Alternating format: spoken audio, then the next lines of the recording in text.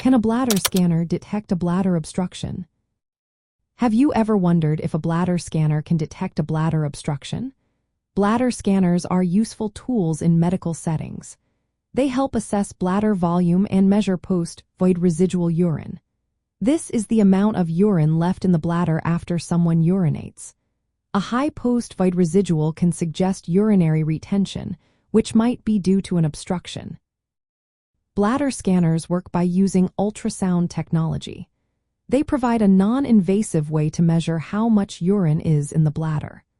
While they can indicate urinary retention, they do not directly visualize or diagnose bladder obstructions. Obstructions can happen for various reasons. For example, bladder stones, tumors, or urethral strictures can block the flow of urine.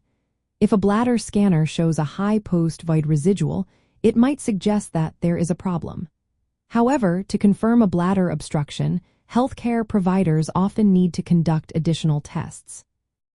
These tests may include ultrasound imaging of the bladder and urethra, computed tomography scans, or cystoscopy. Each of these methods provides more detailed images of the bladder and urinary tract. They help doctors identify any blockages more accurately.